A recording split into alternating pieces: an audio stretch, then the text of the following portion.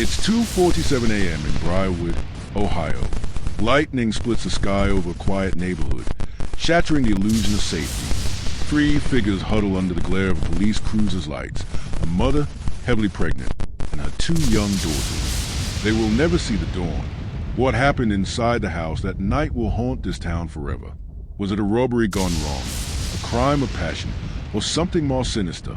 As detectives comb through the wreckage of a family destroyed, the truth proves far more disturbing than anyone could have imagined.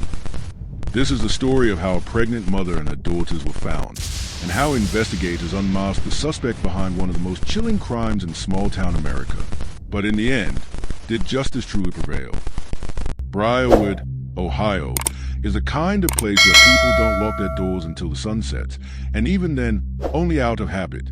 Set among rolling fields and tidy subdivisions, it's a town where the biggest local scandal used to be about the high school football team's losing streak. The heart of this story is Willow Creek Drive, a cul-de-sac lined with neatly trimmed lawns and families who wave to each other at the mailbox.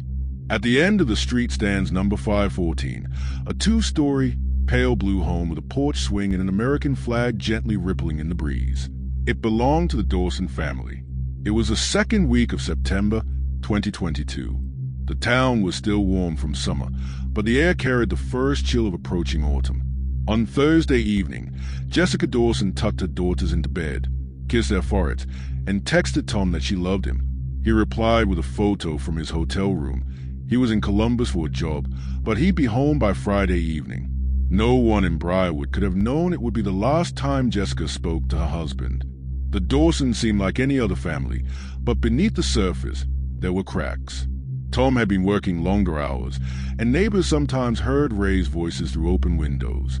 Jessica's friends noticed her becoming more withdrawn in recent weeks, and she told one close friend, "Sometimes I feel like someone's watching me." Thursday night, Jessica's best friend, Lisa Parsons, called just after 10 p.m., but got no answer. She chalked it up to Jessica being tired. After all, she was due to give birth in a few weeks.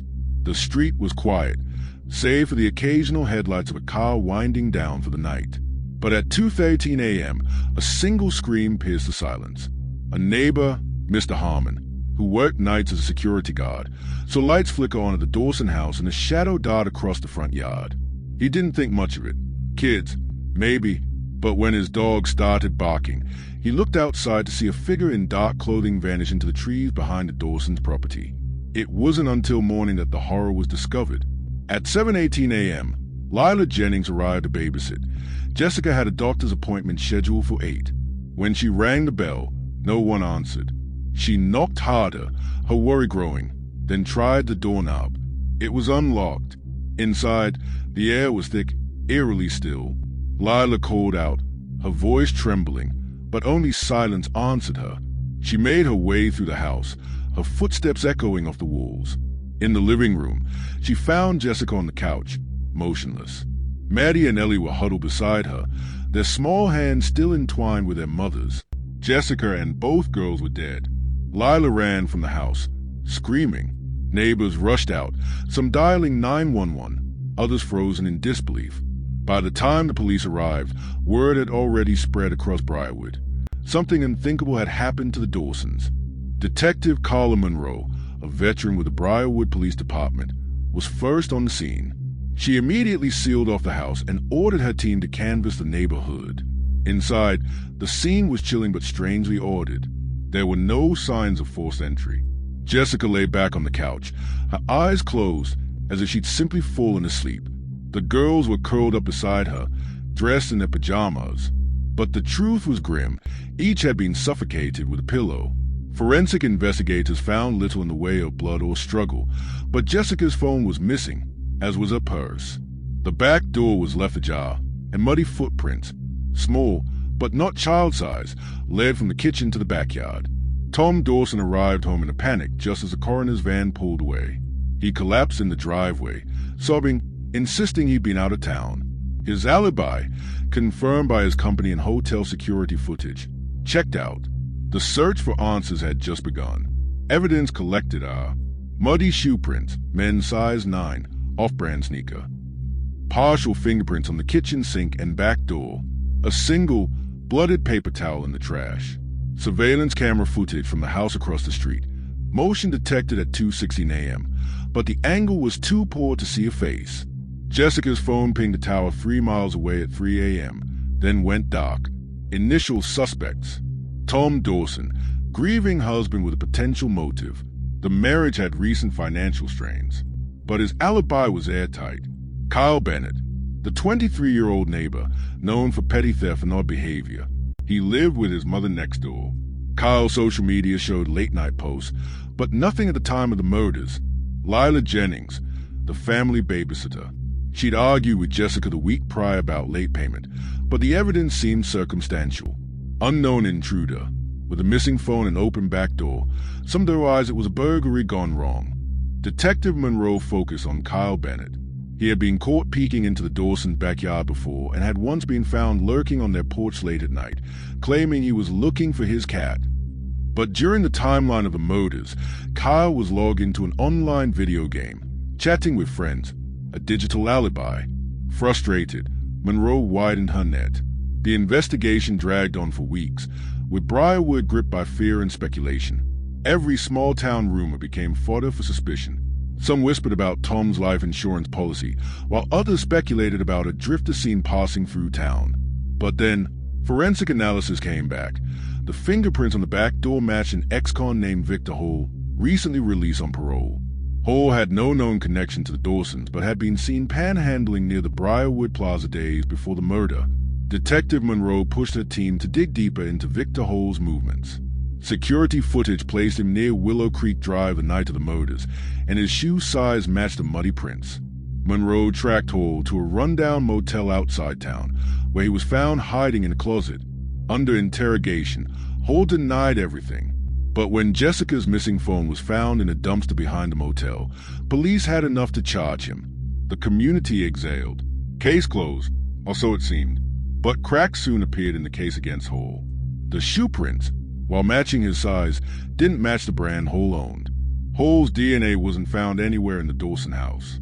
He had no motive, he didn't know the Dawsons, and there were no signs of theft. The timeline was tight. Security cameras put Hall near the Dawson house, but not inside.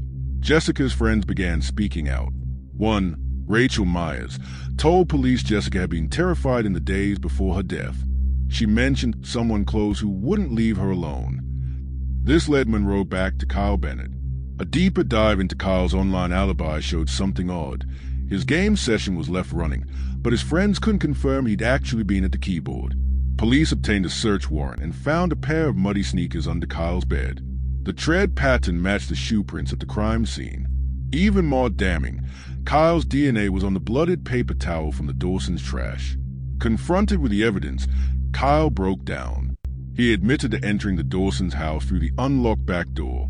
He claimed he only wanted to steal cash, but panicked when Jessica confronted him. In a struggle, he pressed a pillow over her face. When the girls awoke, he did the same to them, fearing they'd recognize him. But questions remained. Why was Jessica so afraid in the days before? Was there a deeper connection between Kyle and the family? Why did he wait until Tom was out of town? Police found more. Kyle had been obsessed with Jessica for years. He kept a hidden journal filled with fantasies and surveillance notes. In the weeks before the murder, he'd grown erratic, texting Lila for details about when Jessica would be alone. Briarwood was rocked by the revelations. Kyle Bennett was charged with 3 counts of first-degree murder.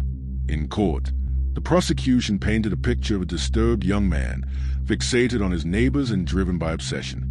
The defense argued Kyle never intended to kill, that it was a burglary gone wrong. But the evidence, the journal, the DNA, the muddy sneakers, was overwhelming.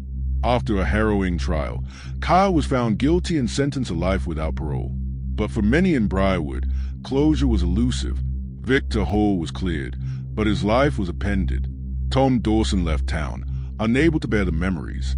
The Dawson home remained empty, a silent reminder of the night the town lost its innocence. To this day, some in Briarwood believe there's more to the story.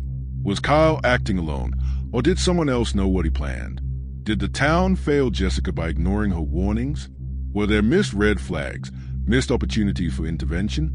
The case remains a warning about the dangers that can lurk in even the safest places, and how obsession can twist the familiar into something deadly.